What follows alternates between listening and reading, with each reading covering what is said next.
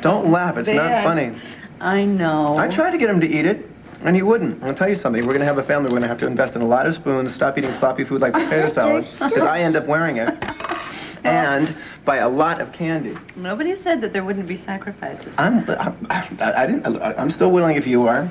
Well, who knows after this afternoon? Yeah. You think so? I don't know yet. All I know is as long as you're here, our family can only get better. No, did I hear something about family? Oh, Mama.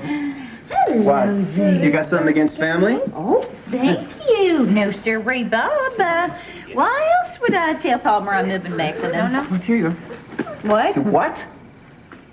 Oh, yeah, sorry. Sorry about that 60-day warranty thing, but, well, we just couldn't help ourselves. You know, Palmer's just got his heart set on a whole slew of brothers and sisters for little Petey, and, well, I mean, how could I say no?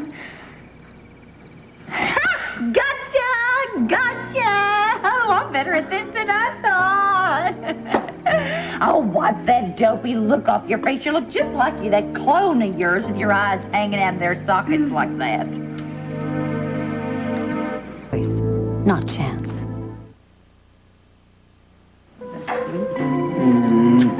Well, if you thought I looked shocked, just wait to get a load of the look on Palmer's face when he finds out you lied. Oh, yeah, his eyes will be sticking out like hat pegs when he finds out that I only pledged my undying love to get him under the knife. Yeah, or should I say the balloon? If you were half as convincing with him as you were with us, I guarantee he bought it hook, line, and sinker. Just don't scare me that way again, okay? Well, I'm sorry, Sugar Plum. You know how you could make it up to me? How's that? Let me be there when you break it to him. Come on, Mama, please. It'd be fun. I guess I probably could rake in quite a bit of dough, couldn't I, selling tickets for this event? So how much would you fork over for a couple of ringside seats? Oh, well, I think Palmer definitely has it coming for all the fake heart attacks. I think I will pass, however, on the ringside seat. Yeah? Well, maybe this one does call for a little privacy. After all the trouble I've gone to keeping his ticker ticking, I mean, I'd hate to have it just stop cold when I drop him like a hot potato. Well, it's nice to know there's still justice in the world. That little boy looks a little bit sleepy. Yeah, you better get him before he starts eating the lawn furniture. I'm going to take him up to bed. Well, give him a good night kiss from me. Yeah, and one for his Both of daddy. He is perfect, isn't he? You could just eat him up. He's so beautiful. Well, I wasn't going to mention this, but since fate has left us alone... Am I going to regret this? We never got a chance to finish talking about what your clone is doing to Dixie. Well, I think we pretty much closed. No, I had a couple of cents worth that I didn't get a chance to chip in. I'm sorry about that, Mama. It's now, too just bad hear about me justice through, in the would you world. please?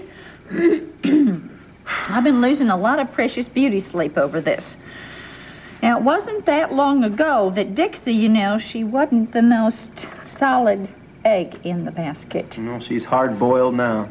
Well, maybe so, but she's spending every waking minute with your look-alike. Now, that just ain't normal. Maybe they're just friends. No, now, how could she possibly be friends with a guy like that? I mean, even squirrels run away from him. They know a bad nut when they see one. And, I mean, he isn't exactly batting 1,000 in the personality department either. But I've learned my lesson. I cannot interfere. Not much. No, I can't.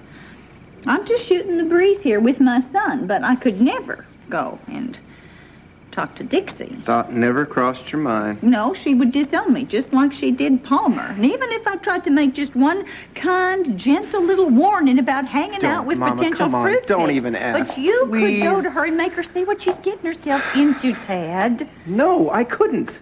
I can't. I am out of it. Dixie's personal life is no longer my business. She's made it very clear she doesn't want me sticking my nose in it again. I tried once, and she slammed the door in my face. Well, you could try again. No, like I said, it didn't work the first time. Why should it work now? Because you have the most trustworthy set of blue eyes in the Western Hemisphere. That's No, why. Mama, he's got the same eyes. It doesn't matter. If I even brought up Ted's name, she would just defend him that much harder. Well, I can't forget about it. That's all I can say. I mean, something is rotten, and it's a lot closer than Denmark. somebody has got to protect Dixie. Now, if it isn't you, who is it? I appreciate it. I'm just not in a casual dating mood. Well, who said anything about casual? Make it a formal date with roses, dancing. Roses always do the trick. Rosie O'Grady. I am trying to work here. Yeah, you're trying to work. But you're doing nothing. What you need is a new inspiration, something I can't give you. Oh, you give me more than you know, Peg. Oh, I do I? Look, I know you're still in love with Brooke.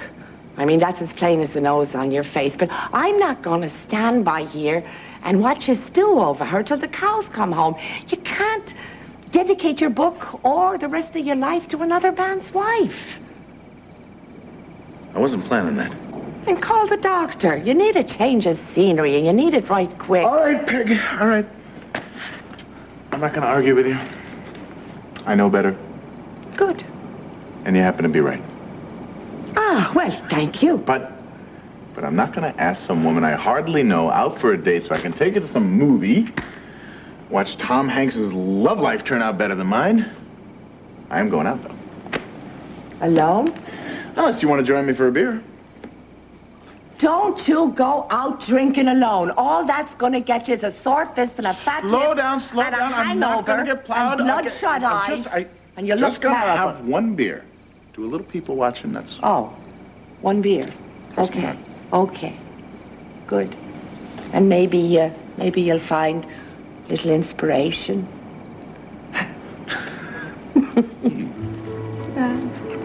You be good. Mm-hmm. All right? Sure. And if I do find a woman worthy of a dedication, I will, you will be the first to know.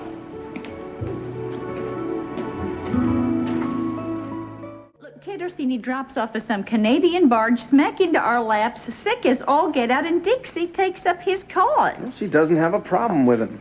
Well, she doesn't know any more about him than we do, Ted. I mean, maybe he's more than only half cracked. He could have spent the last 10 years in the bin sharpening chainsaw blades for all we know. He's a merchant marine. They don't usually join up. Oh, fat lot, you know. I saw a movie once about a guy that Dixie did has exactly... not got a problem. What if she does? Well, even if she did, there's any one of half a dozen people she could call to get her out of a jam. And I'm not saying that there is going to be one. All I'm saying is that she's got plenty of friends to choose from. How can you be so sure about that? What if just when she's the most Jamie in is need... asleep. However, I think the chances of him staying in bed are not great. He's a little bit wound up tonight. That's probably my fault. It's all the candy I fed him. Yeah, top that with the taste of doom I got in my mouth. Well, calls for the perfect cure. Ice cream. Oh, we're all out. I know. That's why I'm volunteering to go to the store. Oh. You want your usual cookies and cream? Oh, all my lessons paid off, didn't they? Yeah, just keep remembering this afternoon. How about you? You want your usual fudge pistachio monstrosity for stress reduction? Well, maybe if you get some extra jimmies on it, that'd help. You know, the rainbow color. kind, yeah, I'm on it. Okay. See you guys later. All right. Boy, I wish I had as much faith in ice cream as my boy does. Well, you know what? I have some news that might pick up your spirits. Oh, yeah? What's that? How would you feel about another grandchild? You're serious? You and Ted are working on a baby now? We're giving it our best shot, yeah. But now? Yes. You know, we don't expect you to host a baby shower or anything like that. Oh, I'm not against it. It isn't that. It's just that it's, it's so Wonderful. soon. What is the problem? Well, I mean, everything is just so out of kilter right now. If things keep up the way they are, I expect to be just yanked off the face of the earth and spun into some black hole. I mean, here we got Ted Orsini causing all kinds of trouble on one side of town. We got Palmer in the hospital on the other side of town. You got a little boy upstairs who's going through the terrible twos, not to mention the extra baby boarding up there with yours truly. Well, we have more than enough room And I don't think there is any such thing as too much family. I really don't. Oh, yeah, well, you come back and tell me that when you got 3 little ones screaming at the top of their lungs. I think that sounds great. Look, Palmer is not my problem. And as far as Ted Orsini is concerned, I don't have anything to do with him. And I'm not going to put my life on hold, Opal, until he decides to leave town. Well, it sounds like you got this all figured out. Well, Tad and I have looked at it from every aspect. You'll get used to it. You going to excuse me for a minute? I'm going to check on Jamie so we don't have a tired, cranky little boy on our hands in the morning. Sure.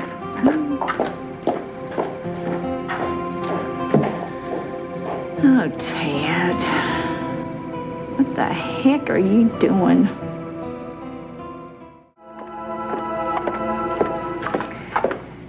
Tad's not home yet.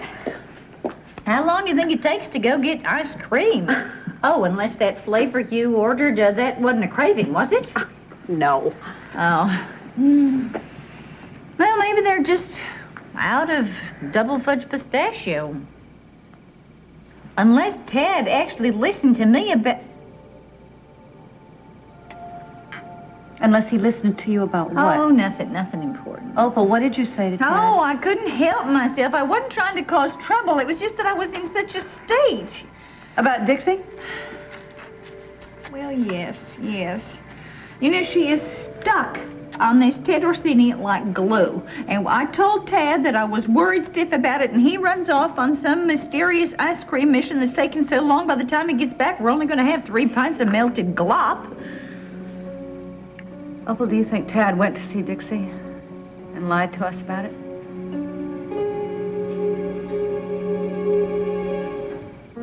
Stop leading her on. I'm not leading her on. No.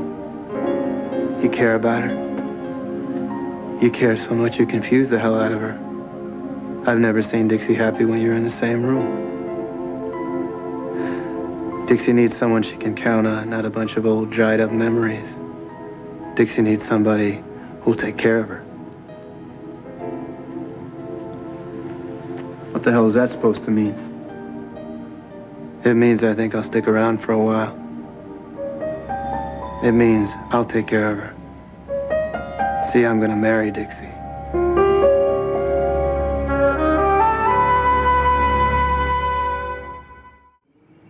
Look, I'm sure it's nothing. I'm sure that Tad just went out looking for the most expensive ice cream he could find. That's what's taking him so dang long. I never should have mentioned Tad and Dixie's name in the same breath. Got you all worked up. I'm not worked up. There's nothing to be worried about. Tad is definitely not with Dixie right now. You're right, Brooke. You're absolutely right. As I am a loving mother to my 2 boys, Tad is not with Dixie right now. And if he is, it's only to warn her against that scary merchant marine who's got Tad's sweet face, but devil in his eyes. All right.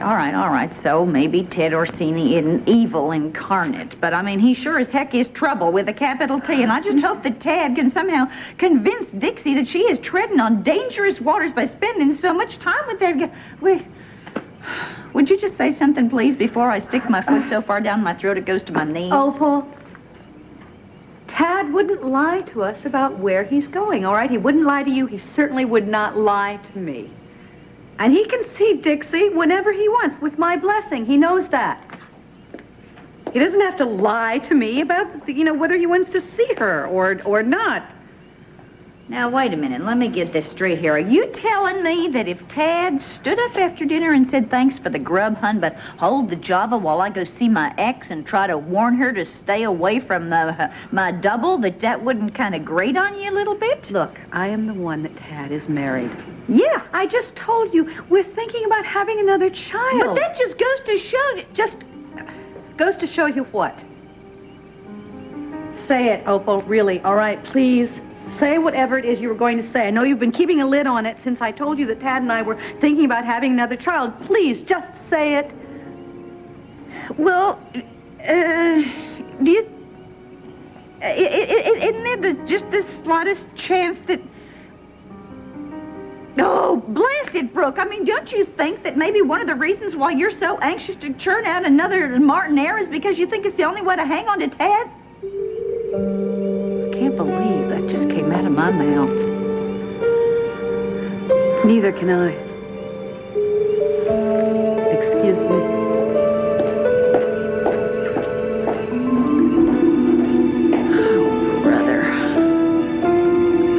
Pack your bags, Toots. You just cooked your own goose but good.